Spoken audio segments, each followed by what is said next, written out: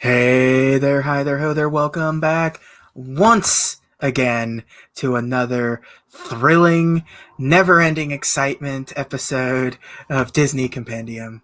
I am your host, as always, JJ. Over there, my good friend, my good buddy, the poor soul I've drugged down this journey with me, the best and the worst, Nick. Yeah. That's just a hell of an introduction. Yeah, we're at 50 now. We're getting close to the end. We're getting there. We're getting We're- real close. There's been some real stinkers. There's been some real great ones. Where's number 50 land? We'll find out in a little bit. Yeah, I have some kind of dumb thing here. But there's kind of nothing. Like I have kind of nothing because you know what? I'm not upset at this movie, buddy. yeah. Yeah, the 2010's 3D animated Tangled. When everything was mandatory 3D. This is not. This is like the official sort of kickoff to like being like the next movie is the last one. Everything else after the next movie is 3D. Like last episode would have been Princess and the Frog. That was the penultimate sort of hand-drawn animated film. Yep. And so like from here on out, it's with the exception of next week, but the movie that's coming out next would have already been well into production before sort of the mandate of everything's going to be CG from here on out. But yeah, this is Tangled, an adaptation of Rapunzel. So kind of, barely. Why is it not called Rapunzel again? I think just to have a catchier name because I mean they and I think to sort of differentiate it from because it is like nothing. Like some Disney movies are at least somewhat related to its original source material, but this one, like outside of the long hair, is like nothing like that story. It's like it's not even like the magic of that story only really happens at like the very, very, very, very end, depending on which one you're reading. Like climbs up her hair, yeah. Even that's not magical. She just has long hair and she can climb up it. Like in the original, in the original story, like her hair doesn't have any magical properties. At the end of the original story, he fell out of the tower. Mother Gothel cut Rapunzel's hair off and tricked and kicked Rapunzel out of the tower, and she got lost in the wilderness. And so the prince like climbs up because he'd been seeing her, and she's pregnant because that's how these stories go. They're weird and creepy. And then when he gets up there, finds out like she's gone, you'll never see her again. He gets thrown out or falls out of the tower window and lands in some like a briar patch, basically like thorn bushes. And loses his eyesight. Like he survives, but he loses his eyes. So he's like wandering through until he finally catches back up with Rapunzel, and her tears heal his eyes. And that's the only magic in that story. Like what? Yeah. And she's called and she's called Rapunzel because that was like the name of the food that her mom was like when she was pregnant, was like super hungry all the time, had the pregnant hunger stuff, and it's like stole like Rapunzel from the witch woman's garden and all that nonsense. It's a very like not Rumpelstiltskin, Sleeping Beauty style, like pinwheel, like I'm gonna get your first child, Rumpelstiltskin, all that kind of nonsense thing. So I was about to look up something, and now I can't remember what it was. I was gonna say, oh yeah, it was something. Again, Yo Maleficent, why just make it rain spinning wheels? Yeah. Coming back to this. Yeah. So yeah.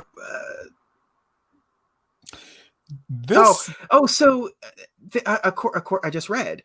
I didn't know. I don't really know too much about the history of this movie. Very, very bare bones stuff, and like where it came from, but not like stuff like this, where it was changed from Rapunzel to Tangled to make it gender neutral title. So it was. So yeah. Hey, whatever. Yeah. 6-year production cycle for Rapunzel for Tangled. That's a lot. That's a lot of time for a movie, especially an animated film. Like Right. especially of this era. And it was also the most expensive animated film ever made, and one of the most expensive movies ever made. It cost $260 million to make this movie. Jesus Christ! Just for development time or what? Just everything. It's like they went kind of crazy with the animation. Like it features some interesting sort of like blending like resources. Like there is hand drawn stuff in here. Yeah, And they blend. It's just a big movie that they just like kind of got away from them. and they. Well, I'll get to that at the end. Yeah, the sequel or lack thereof. yeah. Yeah, this is like some weird like Dorian Gray kind of thing going on. Yeah. It's so like it's so weird that this movie exists in the sort of state that it does, because it seems it's so like not Disney but also kind of Disney, like in a lot of ways.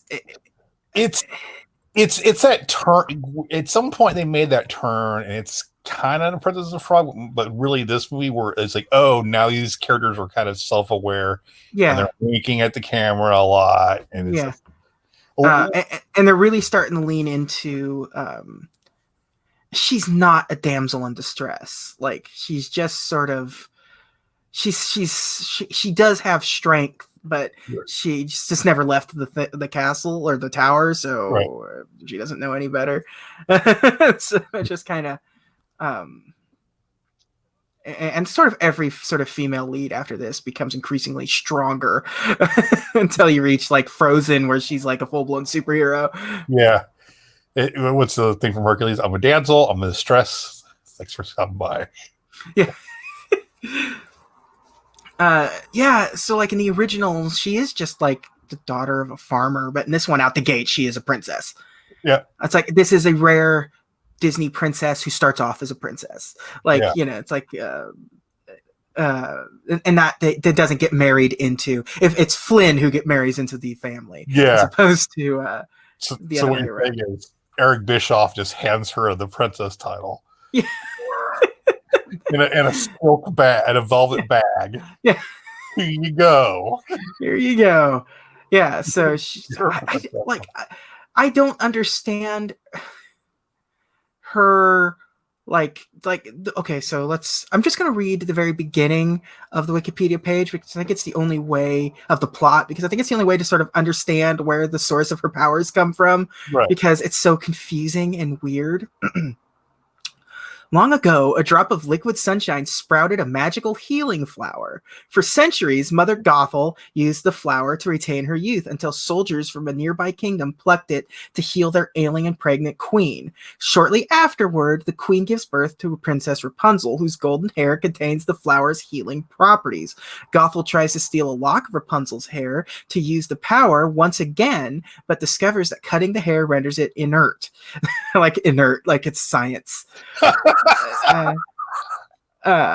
She instead abducts Rapunzel and raises her as her own in a secret tower. In order to keep the confined, isolated Rapunzel content, Gothel teaches her to fear the outside world and its people. Each year, the king and queen release sky lanterns on Rapunzel's birthday, hoping for the daughter to see them and return. That is the setup for Rapunzel. That is a bonkers setup premise for a movie. No, the first two sentences you said sound like it was like a pitch for like essential oils. Yeah, it's fresh from Goop Labs. Yeah, long ago in a Tibetan minefield. Yeah. Our philosophers found this Robert. Yeah, so in the original story, like Mother Gothel is more of just an abusive abductor, as opposed to like here, where she's like, I don't know, she's not a witch because she doesn't have any power. She's just using a flower to keep herself young forever. She has witch-like tendencies. Yeah, but she looks like Angelica Houston. I think that's the problem. Yeah, it doesn't help her case much. She is voiced by Donna Murphy, who kind of looks like her a little bit, like the younger version of Mother Gothel. I'm trying to think of what, like, because she was in like soap operas. That was sort of like Passion. She was in Passion. Oh, I don't know what the hell. That's a stage show. That was Passions for a second. I was like, Passion, the one with the little midget guy. She was. Sorry, let's look at them. Like her movies. Like, she was Doc Ock's wife in Spider-Man 2. Okay, I know who she is now. Yeah, yeah, she looks like her. Yeah, she looks like her. Yeah, it's like love should be a secret, Peter. Yeah. Charted glass in her grill. Yeah.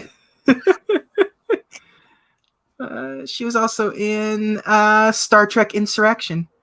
Was she in Insurrection? I forget what the names pronounces are, but it's like Anij, Anij. Let's see if I type that in. Do I get anything of like? Is she an alien? Obviously, she's an alien. Right. Anij, Star Trek. No, she just looks like an 80s model in this. She a Baku female who was over 300 years old and one of the leading members of the Baku, who left their star system in 2066 after advancements in technology threatened to create weapons that would destroy their whole life. So, it shows. One of the pictures of her is like Picard having a conversation, sitting down and having a conversation with her. Now I'm remembering why I forgot about Insurrection. It's a bad movie. Insurrection's a bad movie. It's really is it just Generations of First Contact with the good Next Generation movies? Yeah. I hear people like crap on Generations, like how dare you? Yeah. Good movie. And then you have Nemesis rounding out the. Well, Tom Hardy's in it, yeah. Yeah. Yeah, Tom Hardy, like in 2002. That's not the Tom Hardy you know. Yeah, that's not the Bane Mad Max Tom Hardy. That's or in the Bronson Tom Hardy. Yeah, it's like, or even the Inception Tom Hardy. Yeah. So you have. We'll do some of the cast in this right now. So Rapunzel is voiced by Mandy Moore. My crush for years. You have Zachary Levi as Flynn Rider, or as we later find out, Eugene. Yeah. Brad Garrett is the thug with the hook for a hand, which you can immediately tell. Brad Garrett's voice is very distinct. Yeah. It's like Ron Perlman as Stabbington brother. I don't know which one, but both. God. Oh my God. Yeah, it is Ron Perlman. It's Ron Perlman. Dang. Speaking of good voices. Yeah. Richard Kiel is Vlad. Jaws. Yeah. Yeah. You have Paul F. Tompkins as the short thug. So yeah, but that's kind of okay. That one, yeah. I don't think of Paul F. Tompkins as a guy from 2002. You know what I mean? Like, right. He was doing stand up. Yeah. Now he's just some guy with a mustache. Yeah. 2010. I don't know why I said 2002, but 2010. Yeah. But yeah. He's like it now. Yeah, I was like, he's podcast comedian guy. Yeah, that's exactly. Like, Mark Maron's in this movie. Yeah. It's funny. He's like watching the Joker movie, and there's like, was that Mark Maron? What the hell's Mark Maron doing in this movie? I thought he hated comic book movies. What the hell's he doing here? Did they not get Jimmy Pardo? Yeah. For like a 12-second scene of like next to Robert De Niro. Like, it's like, okay, sure. Throw him in there, get your paycheck. Yeah. That's what I was watching Glow, like, it's a Mark Maron. Yeah.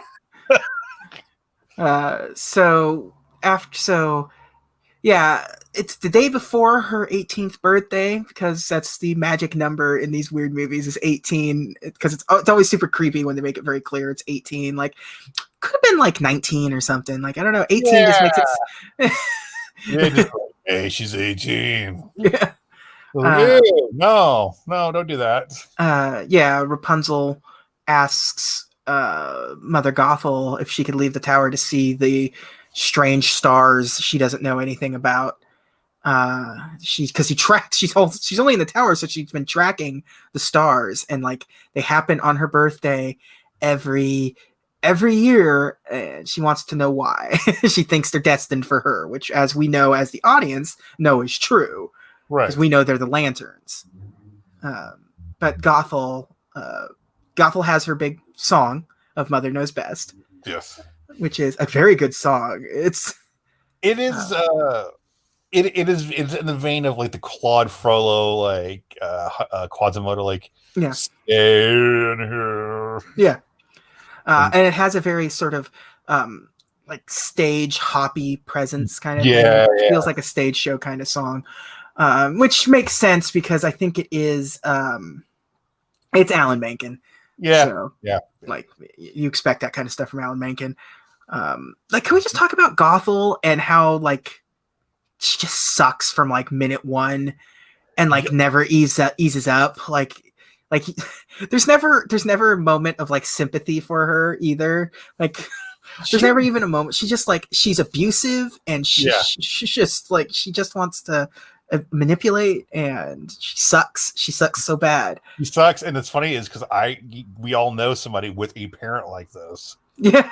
We all know it's like, oh shit, dude, you gonna be okay? Yeah. Yeah, she just sucks so much, and that song is so like gaslighting. Yeah, it's so, it hurts. Like you feel so bad for Rapunzel. It does a lot of, that song in particular does a lot of heavy lifting to sort of make you think and feel for Rapunzel. Yeah, she's a different kind of villain in that way. Because if it weren't for anything like that. Yeah, she doesn't have any powers. She's not mystical. She's, but it's like, when you get like Gaston, who's just sort of like dense, toxic masculinity, but he's just like stupid. It's more he's stupid than anything. Like, I don't think he's not like intentionally being awful. He just is, because he's like dumb and dim, and he just sucks. And like Gothel, like she goes like out of her way to be like, it's like what motivates her is being terrible, because all she cares about is being young. Like, you don't see anything that she does. It's not like she's being young so she could just court men left and right or anything. She's just young. She's just young for the sake of being young. She wants to live forever for whatever reason. For whatever reason, she's not even like using it. Like, she's not. She doesn't have infinite wealth. She hasn't been using her infinite age to do anything to better herself other to just be young. So she's just like squandering it. Yeah, it's like her motivation as a villain.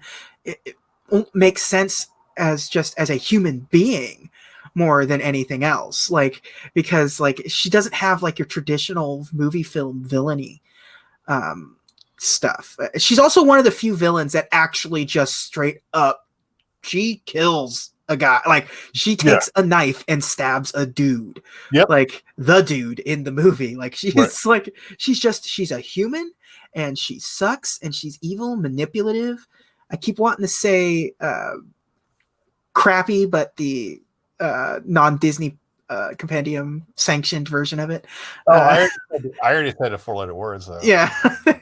I let the last one go when we did the last episode. I'm like, I think we're past that stage. People, we're okay. If you've been with us this long, we'll throw in the S word once in a while. Yeah, but yeah, she's just like a completely different level of character, because like she has no evil scheme other than she just wants to stay young and keep this. Like, I don't know what her plan is. Like, when Rapunzel dies, like, because that's it. Like, the only way for this is going to sound terrible, and it is terrible, but if she was really forward thinking, she would have allowed the relationship to go on, because if Rapunzel got it through birth, then you would think her kid would get it through birth too.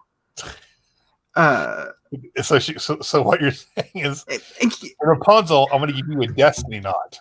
Yeah, like she like it's like She should have just let the relationship between her and Flynn like happen, because inevitably like you'll just have another young kid to kidnap at some point. Yeah, like, I'm gonna drop you off at Route 12 and come yeah. yeah. Yeah. So yeah. Flynn's some ditto. Yeah. Or I mean, I guess you could just kill her and bury her and have her body produce more flowers, I guess, maybe. I mean, like, what the hell? Yeah, it's like her plot is just to keep this 18-year-old chained up in a tower that is only going to last for substantially less time than you've been alive already. Right. Like, because you've been alive for 100 years thanks to this flower, and now it's stuck to this kid, and you have no game plan other than to just, unless does her hair keep her alive too? Is it keeping her young? How is she aging at all? She's close to her hair at all times. I've seen her sing. Maybe it's like she's got like the Wolverine healing factor where she just ages at a slower rate. Yeah. Is that what makes her more terrifying though? Like her lack of motivation? Yeah, no, that's what I'm saying. It's just like, her sort of like no motivation. It's not even like, it's like zero motivation other than just stay young. It's just, she's human. Yeah. She's somebody that you would know in real life. Right. It's like you should be looking into like, I don't know, like using your basic immortality to like kind of like reverse engineer the Rapunzel's hair, and so you can stay here, and I'm just gonna every once a day I'm gonna come hang out and brush your hair while you heal me of age. And that's like, because like her hair does more than just make her young. Her hair has healing properties, right? So, like if you get injured, it heals and stuff. Like she's not exploiting it. She's not doing, because like theoretically she could just like, I mean, I understand that she doesn't want to share it because it would just lead to somebody trying to steal her as well, which is what almost happens, which is how the big plot, like with the Stabbington brothers, plays out. Great name, by the way. It is. It's great designs too. Yeah, I like them. But we barely touched the plot of this. It's Rapunzel, kind of, but Flynn's a good character. He sucks too for like the majority of the movie up until the Lantern Festival, where he starts becoming like real chill. Yeah, and he's like, you know what, this is, she's so nice. like he gets, but he's not like. I like that. We have the male love interest who's not just like this wholly virtuous guy to be like, he's kind of a dirtbag in a way. Yeah. And it's also unclear at like how much is just posturing and how much is him like actually being a dirtbag. Like it does feel like a lot of it is him just sort of playing the role of this, because you do find out later that he uses that name based off of an old pirate story that he used to tell kids at the orphanage, right? Which, so it's like there's a very like he's just trying to be that character in real life, right? So he's got a very Han Solo vibe, like it's not really somebody to aspire to, but okay. But he's also at least got he's got something that's maybe seems to resemble some sort of honor in some way, shape, or form. Like he's a thief, but also like he never really tries to openly manipulate Rapunzel in any sort of serious way. Like at the beginning, he tries to reverse psychology her to just head back home. But like eventually it's just like, all right, well, this is just how it's gonna have to be, I guess. And he never tries to like double cross her after that. No. Which is nice. Most like Disney has sort of learned the lesson and has sort of gotten rid of like a lot of these like third act double crossings, because those are always so hokey. Right. Like we talked about with Princess and the Frog, where at any given time they could have made her friend. Like there are plenty of ways to have her friend sort of be kind of like rude to her or like become contentious in some way, but it never happens. And I think it's appreciated. And the same thing happens here. Like there's plenty of opportunities to sort of have Flynn become sort of problematic, to sort of like manipulate her to get the crown back or whatever. But it never happens. It never plays out that way. However, Disney goes right back to that trope with Frozen, though. No. But at least it's like early. It's like it's not third act. It's not like it's third act where it's like you're getting down to the wire and then it's like, oh, this is what happens. Like this, it happens like almost like out the gate. You were like, oh, I love you. And you as the audience member know immediately. Like there's never a moment where you feel like that dude's on the up and up because they paint him as a fake, a phony. But we'll get to. Can't wait to talk about Frozen because that's because it's fun to talk about the ones that are just like these massive hits. Like this movie called Frozen. I don't know if you guys have heard about it. Yeah, there's this little thing, just a little guy. If you have a child under the age of 12, I've only seen Frozen a couple of times, so it'll be fun to see it again for this. So many times. Yeah, I know. Yeah, I don't have a child to deal with it, so it's good. It's good for me. Yeah, it's great. It's great for you. Yeah, I get to just enjoy it as at a casual pace. I don't have to hear "Let It Go" 50,000 times. So that song gets to stay good to me because it's not like beaten to the ground for me. You don't get to have "We Know the Way" ruined for you. Yeah. Like I used to like Moana a lot, but now it's this movie is just a road trip movie. It's just that's the typical Disney like it's like there's like two Disney plots. There is like extended training montage movie or there is road trip from destination A to destination B, and this is destination A to destination B movie. Because it's just Flynn steals the princess crown, stumbles upon Rapunzel. Rapunzel uses him to take her to see the Lantern Festival, and they just have various shenanigans happen to them along the way until the classic misunderstanding happens and all. It's I like the misunderstanding in this one because it is some cold-blooded stuff. Gothel convinces, because like Flynn was partnered with the Stabbington brothers, right? And the running gag throughout the movie also is that Flynn's posters all like get his nose wrong, which is a good goof. That's a good running gag. They don't overdo it either. It happens like 3 times, but it's like it sticks with you. I like the last one where it's just like Pinocchio nose. Like it's like unnecessarily like it's not even close. Like why would anyone say that? He doesn't even look like that's them. That somebody saw him and said, "Oh, and he had a huge nose," when he clearly doesn't. Yeah. It's a rule of 3 though. That's the thing with comedy. It's the rule of 3. Yeah. So perfect amount. The first step where he tries to like trick her to like. So she'll give him the crown back if he takes her to the Lantern Festival.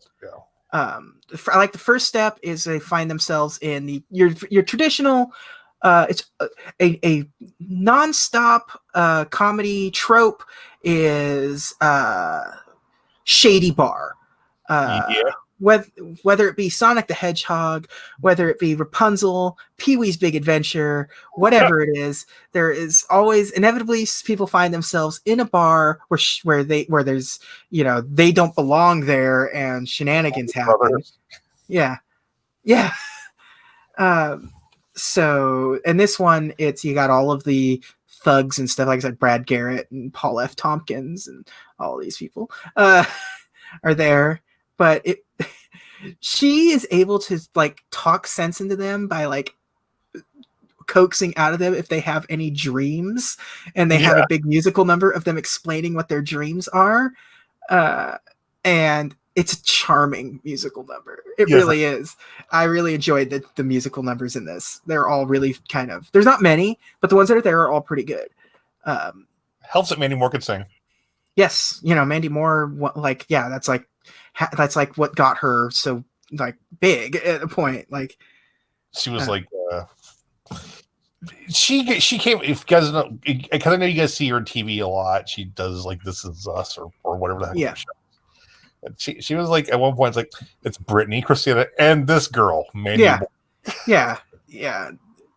She was the up and comer in pop in the early 2000s.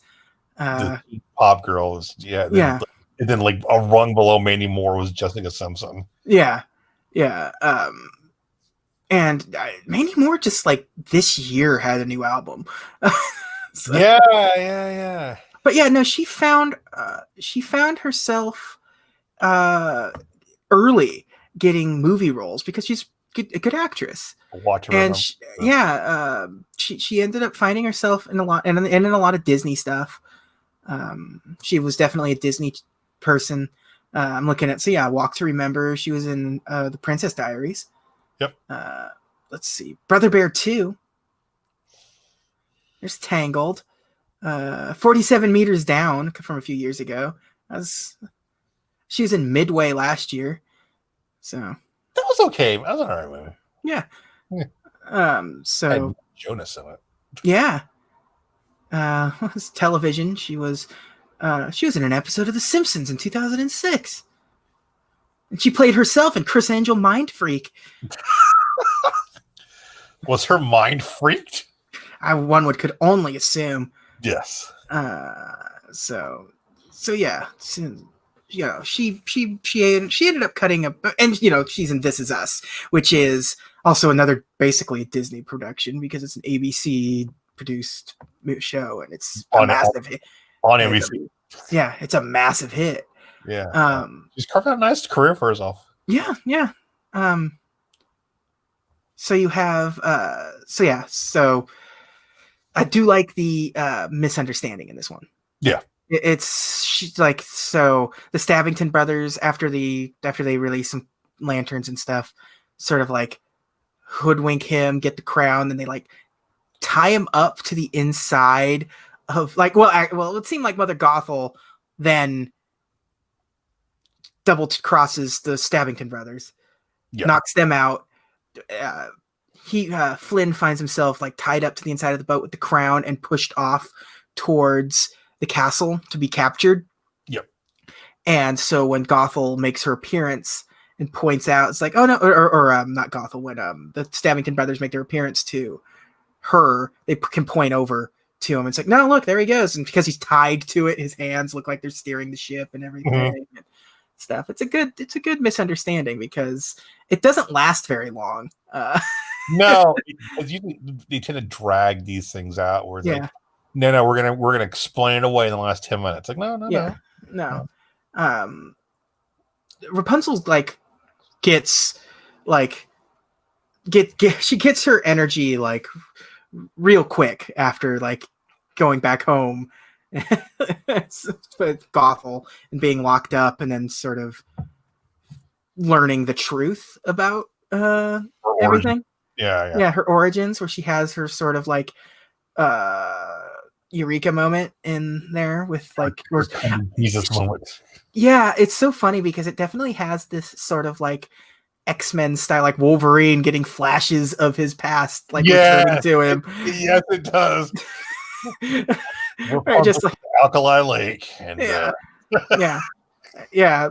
to the thing where they like zoom in on her eye with like loud flashes of light and like her seeing images of her parents and everything. It really is.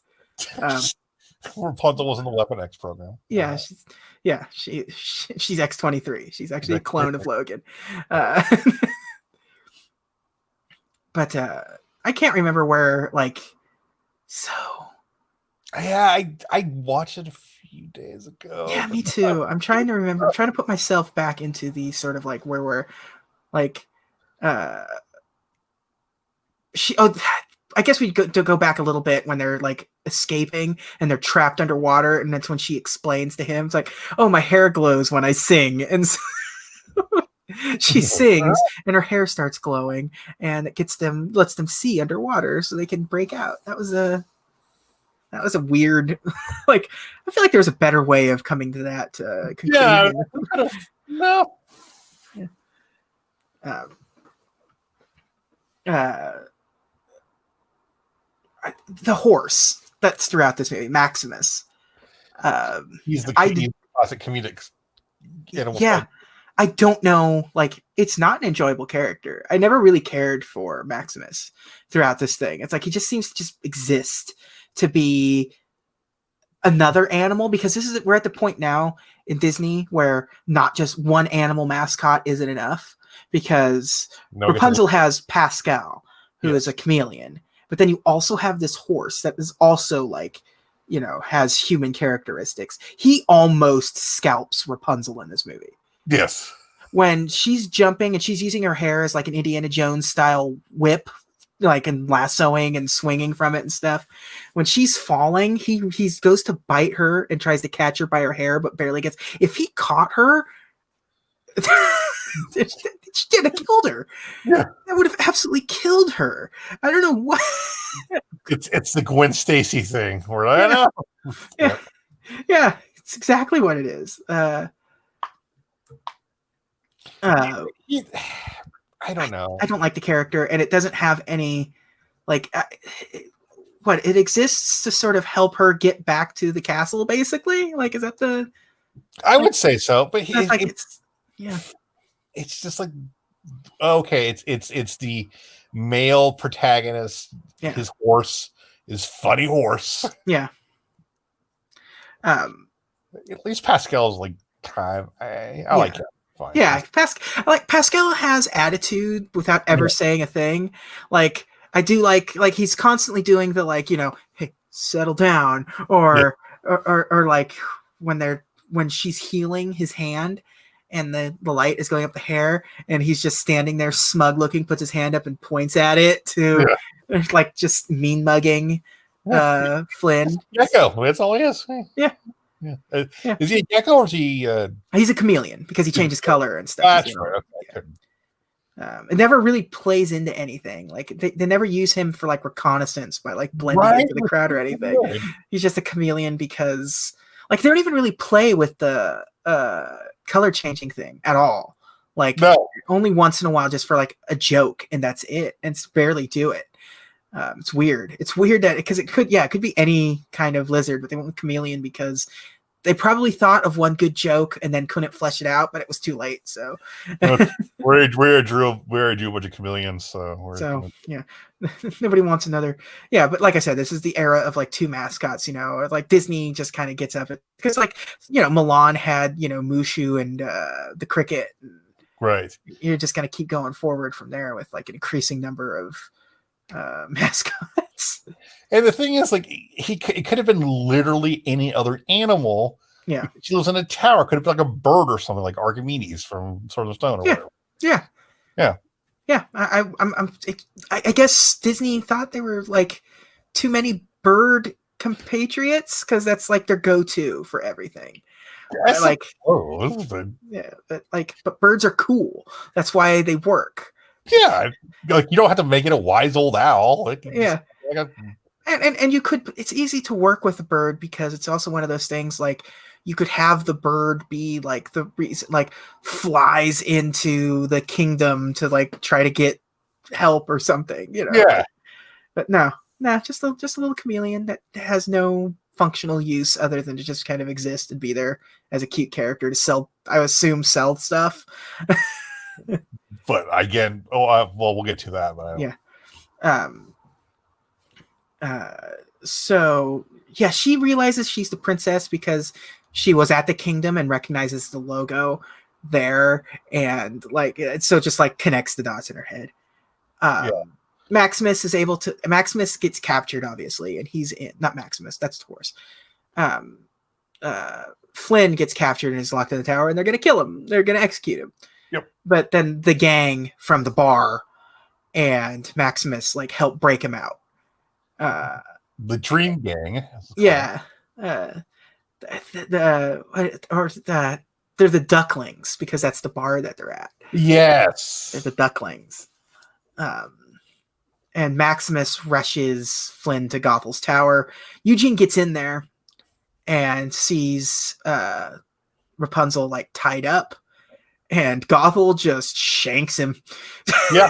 Just there's no like monologue, no anything. She sneaks up behind him. It's like shh, it's like blade between the ribs. Yeah, it's very The Shining, where Yeah, Flynn shows up in the snowcat. yeah, yeah. And there's Jack with the axe waiting to meet him. No, You would have staff. Yeah. So yeah, so I was. It's kind of a weird thing for a Disney movie. That is just straight up a dude getting stabbed. Like, there's no like working around it. It's like the only thing it's missing is blood on the knife. You know, Sure. like, but Gothel is ready to stab people at any second. Like when she's like waiting around the corner earlier in the movie when the Stabbington brothers come popping up through the sewer system or whatever the hell it is. She's like got her knife out and she's ready to like when Flynn and Rapunzel come out of that hole, stab. Yeah. But yeah, she's just aching to stab anyone she can. Because she's a psychopath. Throughout this entire movie, and she's just a normal human being. That's all she has is her knife. So it's what makes her my knife. Yeah, it's what makes her feel strong. Makes her feel powerful. Yeah, it's government gonna take my knife over my cold dead body. Yeah, and so Rapunzel agrees to run off with to stay with Gothel if she just lets her save Flynn. Use her power to heal Flynn. And so Flynn not having this. Like, nope, not gonna let you do that. Just he's like, you'll die. He's like, so will you. Like he's like so it's like this is no win situation for any of us. And then he just slices her hair off completely. Yeah. Just takes a piece. Yeah, takes a piece with the broken glass from when Rapunzel got like knocked into or fell into the table earlier in the movie or whatever. Mm-hmm. Just takes a piece of broken glass and just cuts her hair off into a little like pixie cut. So, you did a pretty good job considering. Yeah. Dying. Yeah. So that just. It's funny that the hair is gone, loses all of its power, and Gothel just like starts turning into dust immediately. She just starts like aging instantly and falls out the window. She goes full Donovan from Last Crusade. Yes. And as she's crying over his body, her tears heal him because they still are imbued with the magic of the flower. It's absolutely unclear what that flower is. It just exists, and there was only the one. Was it a space flower? Was it one of like the seeds from Guardians of the Galaxy 2? Is it? It is the Malay flower from Werewolf of London. An American Werewolf in London? No. Werewolf. Yeah, where he has to go get the flower from Tibet. Yeah. That's deep. Could be a Infinity Stone in this Disney universe. Well, here's my question. So her tears, because they come from her, heal him. Could she have like kind of hawked a loogie on him and it would have done the same thing? Yeah. If she hated him and spit on him at his dead body, it would have brought him back to life. Yeah. It's not because it's not like Pokemon, the first movie, where Pikachu's tears just oh, brother, my brother. Yeah, it's where it's just sadness brought him back, and this one is just like War Portal's tears. Yeah. I just like that scene. Just yeah. Again, this goes back to what I was saying earlier, where it's just like Gothel could have just like let Rapunzel live a life. Like inevitably she would have had a kid with Flynn, and it just would have kept the thing going or whatever. Because clearly, like that is in her. She was born with it. It's just the hair is on the outside, and it's. Maybe it's Maybelline. Yeah, it's like in theory, like her fingernails could be doing the same thing. You know what I Well, mean? Like, so Gotham could have been like, "Hey, listen, I was going to need you to pee in these jars." yeah, I mean, yeah, clearly. Again, this is very much this is Goop Labs.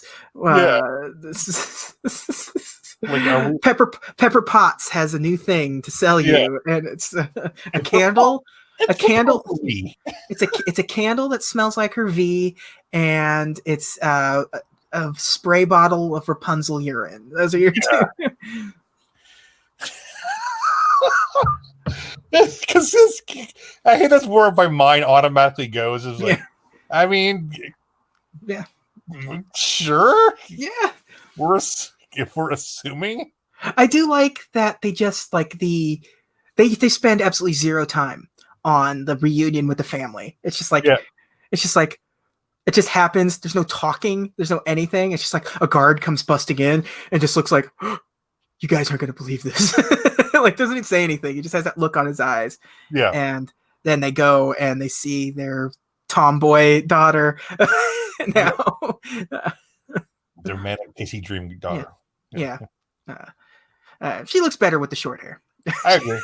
I agree. Like, it's a good character design. Yeah. But she looks like she works at Hot Topic now. Yeah, she's got a My Chemical Romance shirt on. It's good. Yes.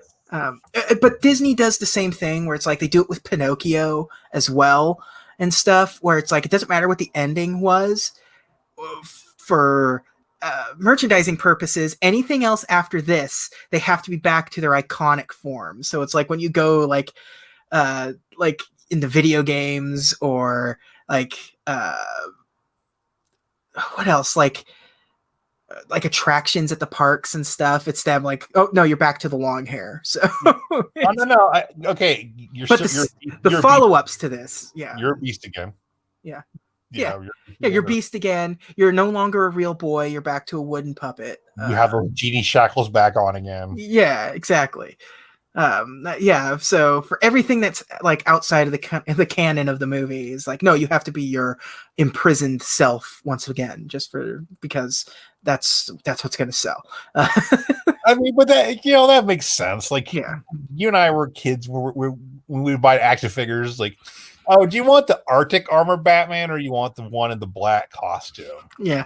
Black costume Batman. Yeah, I want the other one later, maybe, but I gotta get the Batman with the retractable grappling hook utility belt first, and then I can like hang glider Batman or whatever later. And then I get the snap-on armor one. Yeah.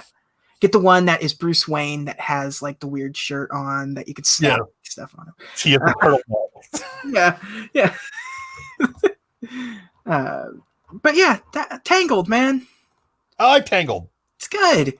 Yeah, it is. It's good. It's one of the, we're at an era of Disney going forward where kind of everything's good now. Like, yeah, we're in a would it be a Bronze Age? I guess.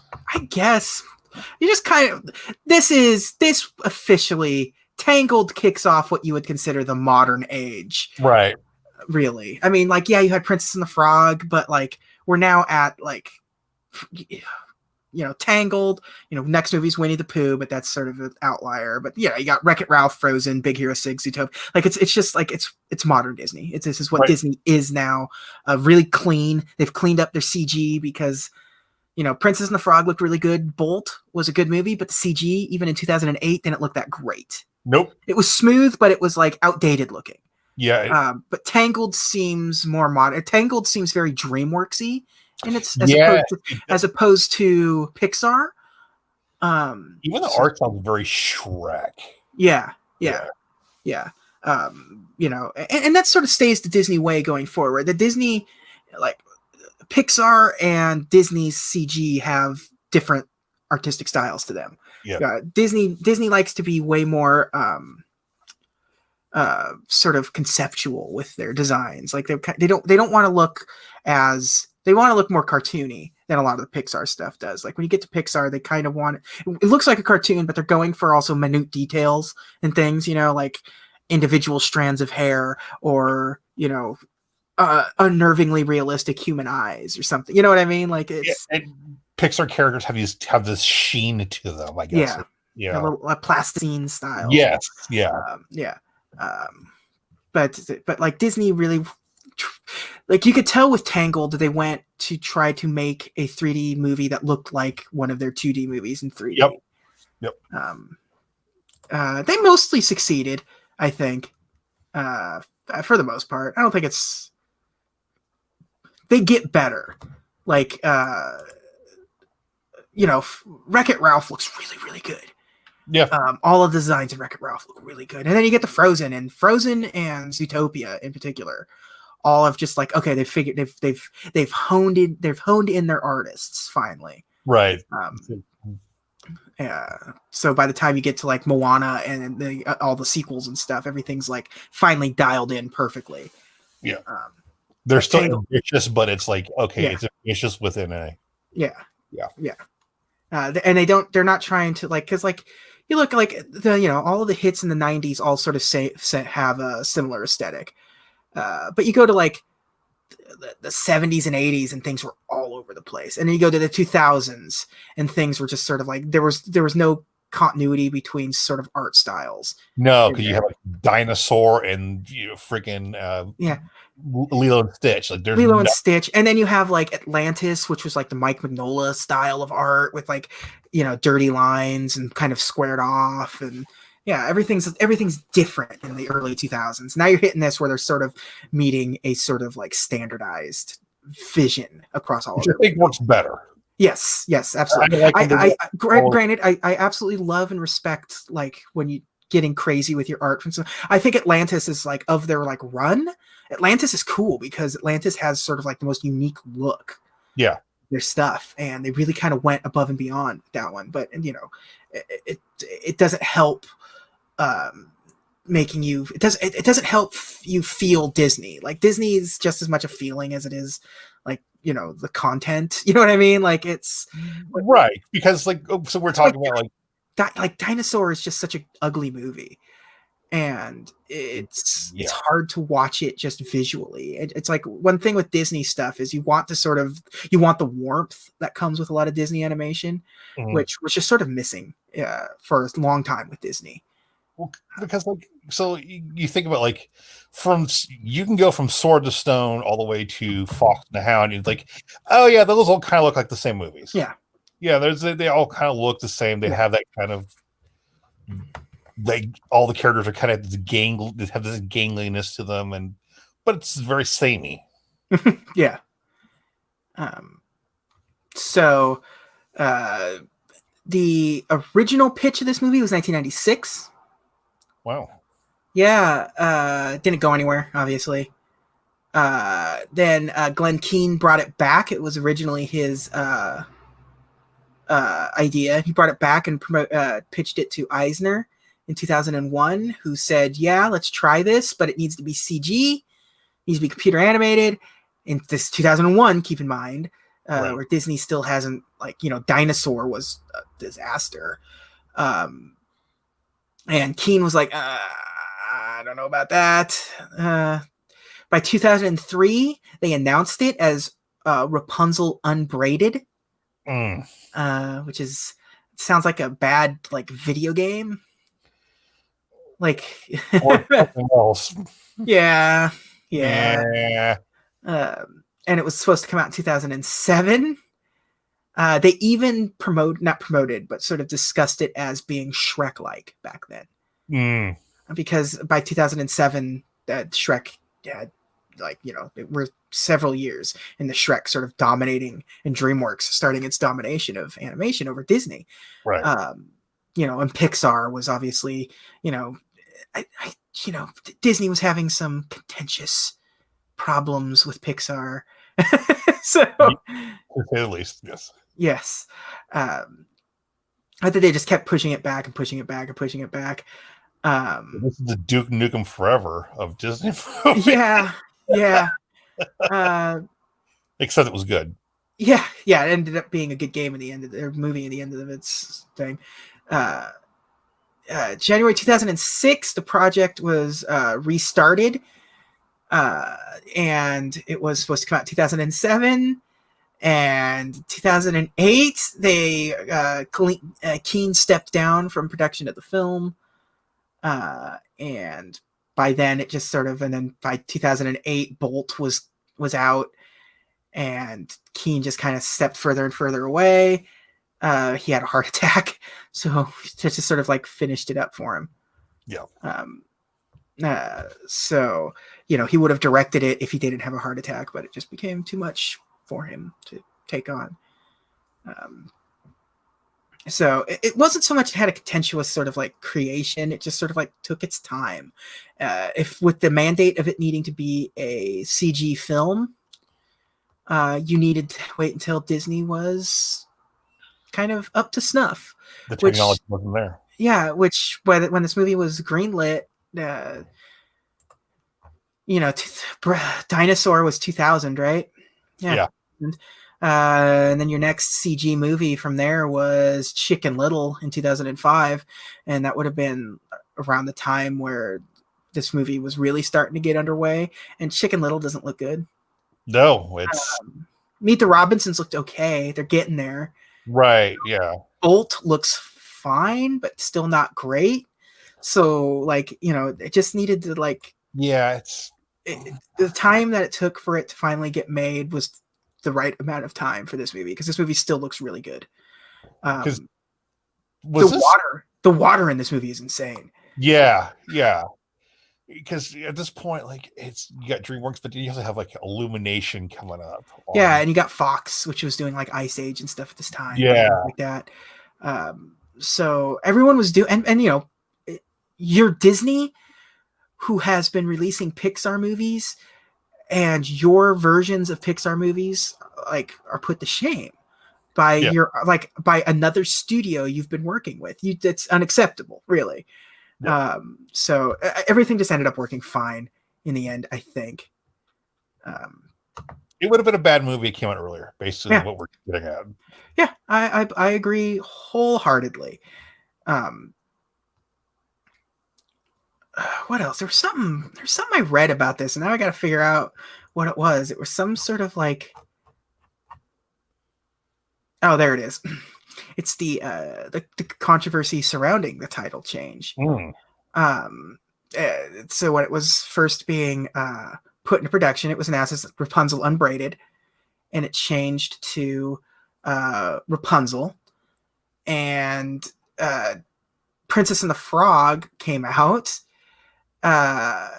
It took in $270 million, Princess and the Frog. So Disney, you know, and that was unsuccessful. So Disney needed like to get more eyes on a film. So the marketing strategy was to rename the movie so you could trick boys basically into going to this movie as well, which doesn't make any sense. Because I think we're past that point now as a I think so as a society where it's like, oh, because my boys love Frozen. So, and people were bringing up like it'd be like changing Little Mermaid to Beached, or oh, yeah, that's kind of a fun example. Everyone was like, it took a lot of heat over just sort of like changing the title to like for like the crappiest reasons possible.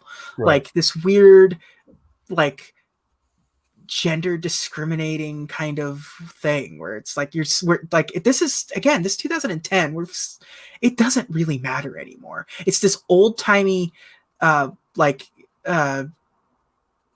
advertising agent kind of thinking that like somebody who doesn't really like only looks at data but doesn't like look at like trends. Like they just look at past data and not future, like present data. So it's so as progressive as this movie is in a lot of ways, there's still that kind of like we gotta put Chitara and the Thundercats because we want girls. I'm like no. Yeah, you know, it's fine. I think we're past that point now. In March of 2014, John Lasseter explained that Disney changed the title to improve appeal in the 4 quadrants, which is just the worst sort of marketing BS. Yeah. A 4-quadrant movie is a male under 25, a female under 25, a male over 25, and a female over 25. That's what the 4 quadrants are. So they wanted to make, so their idea of a 4-quadrant movie is all 4 of those brackets being filled. How changing it to from Rapunzel to Tangled, it does that. Nobody was ever able to like ever figure out from anybody. He goes on to say there was an audience perception that these movies were just for little girls, but when boys, men, and whatever event actually see these movies, they like them. So Rapunzel, we changed the name and we changed it to Tangled. We did marketing that made people who would not normally show up say, "Hey, this looks pretty good." That makes no sense. That makes absolutely no sense. That's like, you're not going to walk into this movie in the theater, not seeing a poster, not seeing not seeing some kind of Tangled. I'm gonna go watch a movie on name alone. Like that's not a thing, man. You are Disney. There is no universe where people weren't seeing this movie, knowing what this movie was. There would have been no movie that you would have gone to in 2009 and 2010 that didn't have a trailer for Tangled. There was no TV show you were going to watch in 2009 and 2010 that didn't have an ad for Tangled before it, or during it, or whatever.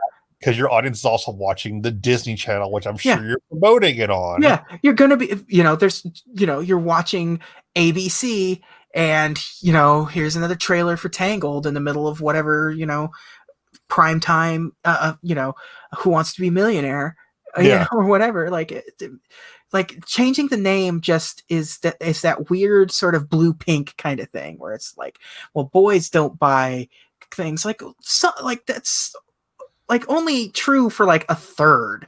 Like, it's like, yeah, we're at the point where, okay, girls play Minecraft. Yeah. Boys play Minecraft. It's a thing, man. You just gotta. But at the same time, I say that, but when you go to Target, you look at the toy section, there's still the pink aisle. Yeah.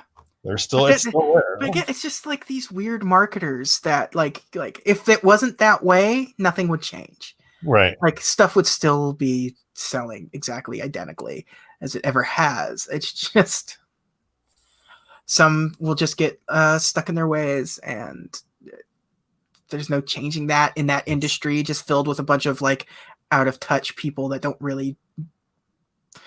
just look at data and not like humanity as opposed to anything. As is an issue with a lot of things in modern society, a lot of old dudes at the top are kind of the cause of the problem. Yeah. Yeah. All right. So, Nick. Yeah. Theme park attractions. Were there any theme park attractions? I believe there was something.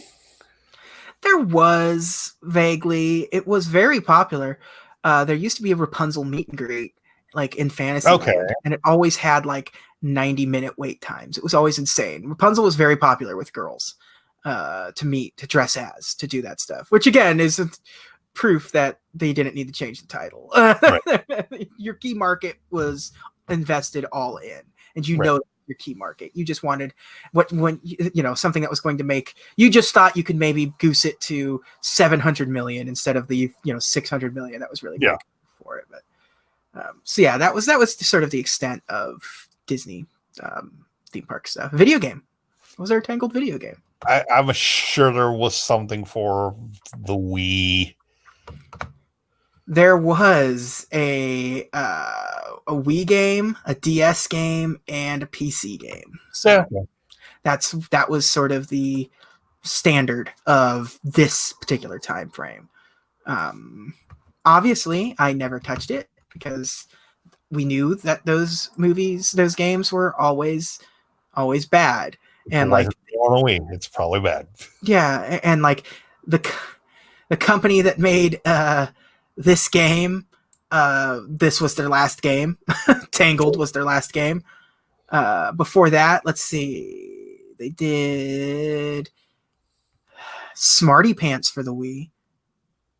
and Drawn to Life for the Wii, but like the sequel to Drawn to Life. So like and Brain Quest games for the DS. Remember Brain Quest? Those flashcards that had like trivia on them and stuff. Wait, I'm thinking of there was the other Brain games for DS. Brain Age. Brain Age was a good one. Yeah. No, these are, and they were EA produced things. It's just and also obviously Tangled. You had Disney Infinity. Yep. And you have Corona is the name of the kingdom. So perfect timing for this one. Yeah.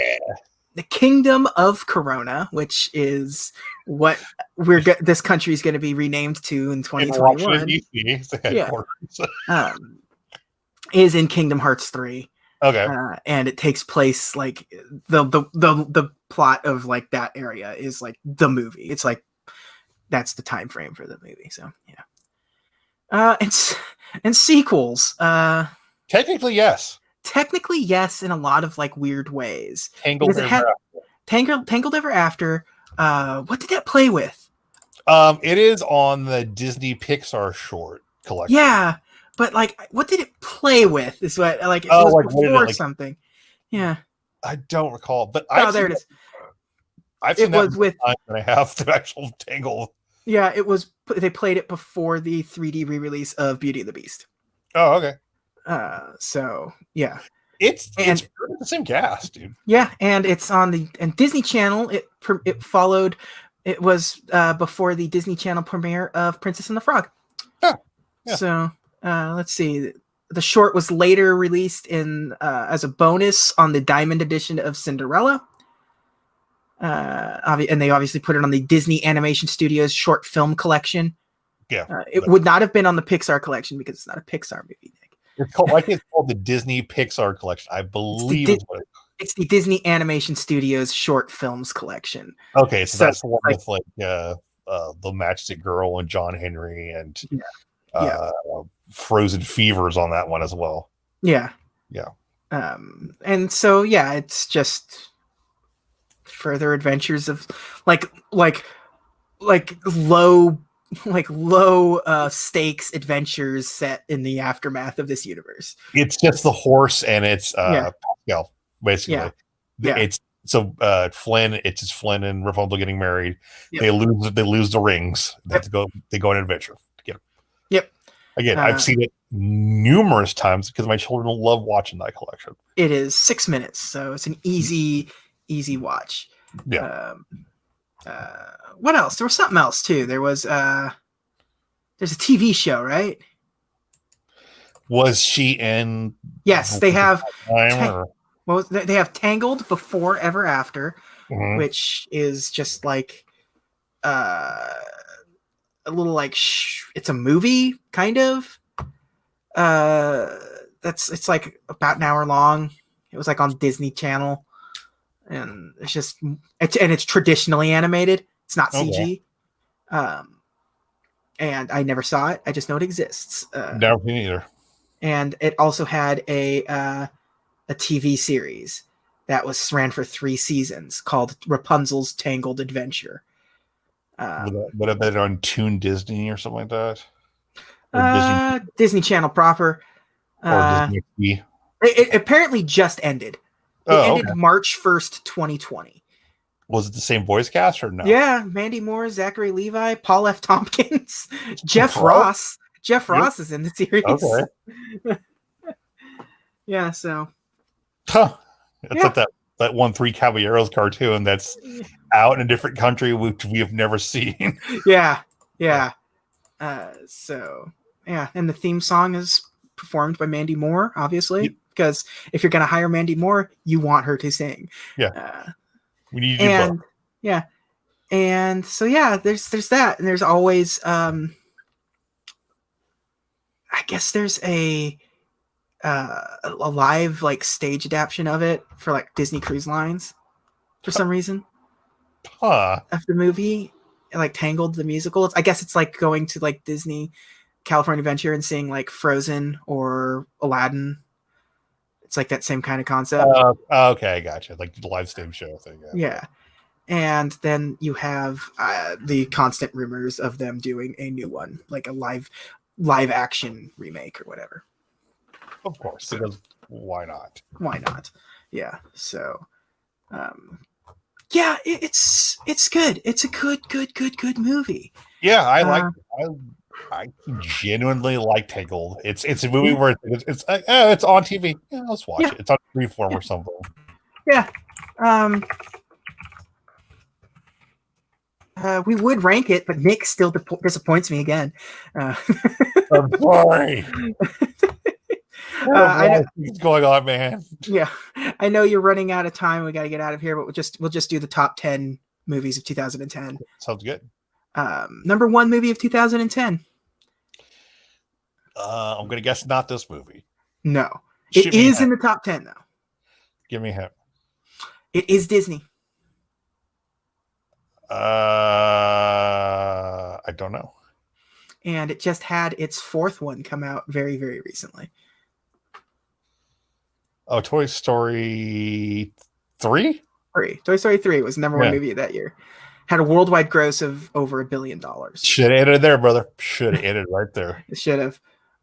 Number 2 is the live action remake of Alice in Wonderland. Yeah. Number 3 is Harry Potter and the Deathly Hallows Part 1. Yeah, there we go. I like Deathly Hallows. Number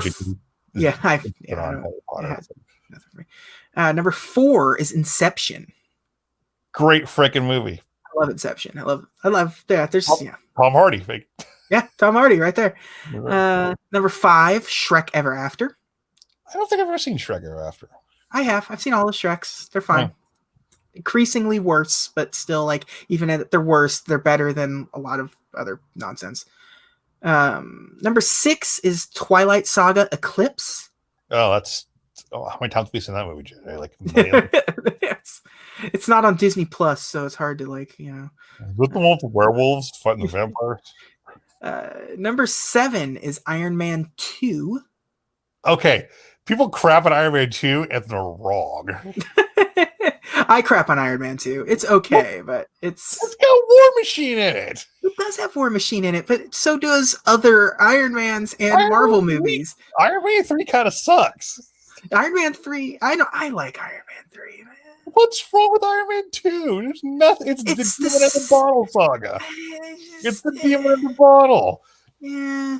You have the good roadie. Good Don Cheadle instead of what's his face. It is true. But you also get that in Iron Man 3 and Avengers and Civil War and Hey Tony, before you go, palladium in chest. Painful way to die. Number 8, Tangled. Never heard of it. I do like Iron Man 2 is listed because these movies are still being distributed by Paramount at this time. Right. They're not they're only vaguely Disney movies at this point. I think the sale had just happened. Yeah. Number 9 is Despicable Me. That'd be the Illumination Studios. That's where all those memes that your older aunt shares on Facebook. Yeah. They all started this year. Yeah. And number 10 is How to Train Your Dragon. It's a very animation heavy year. You have Toy Story, Shrek, Tangled, Despicable Me, and How to Train Your Dragon. Half of the top 10 movies are animated films. Also, Disney was killing it apparently this year. Yeah. Oh yeah. Let's see. Are we counting Iron Man 2? Toy Story 3 was $1 billion. Alice in Wonderland was $1 billion. Iron Man 2, 600 million. Tangled, 592 million. Yeah, they're just cleaning up. And I don't know what else they had come out that year. It could have been, who knows? Could have been anything. Yeah. I'm sure there was a re-release this year. If there usually is. We're still at the time where Disney was cool with doing that. Waking Sleeping Beauty came out this year. Oceans, Prince of Persia and the Sands of Time. Of those movies, one of the better ones. That's not particularly high praise. But is it better than John Carter of Mars? I like John Carter of Mars. I will just. Is it better I'll than the just be, Lone Ranger? yes. Yes. The Sorcerer's Apprentice came out this year. The Nicolas Cage Oh, movie. torture. Tales from Earthsea, which was a Miyazaki movie that Disney distributed. Secretariat. Tangled. Oh, okay. Tron Legacy. Tron, what now? There was this movie in the 80s that took place in a computer, and it had computer generated it had the guy from motorcycles. Tangled in it, right? Yes, exactly. It was the dude in some glowy underwear. Exactly. But yeah, so good year. Good year for cartoons in 2010. Yeah, good year for Disney. Yeah. So next week will be Winnie the Pooh. That's just the title of the movie. It is just Winnie the Pooh. It's it's not like the original Winnie the Pooh, which was the Many Adventures of Winnie the Pooh, which was also just a movie made up of animated shorts that had already existed. This is all original content and Disney's last hand-drawn animated film. That Winnie the Pooh was like the amazing Winnie the Pooh. This is like more like spectacular Winnie the Pooh, or just yeah. Winnie the Pooh Homecoming. Winnie the Pooh Homecoming. Yeah. Winnie the Pooh One More Day. Yeah. This isn't into the Pooh-averse.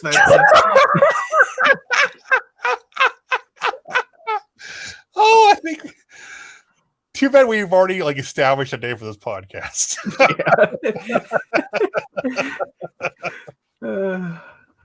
So that will be I got a feeling that'll be a quick episode.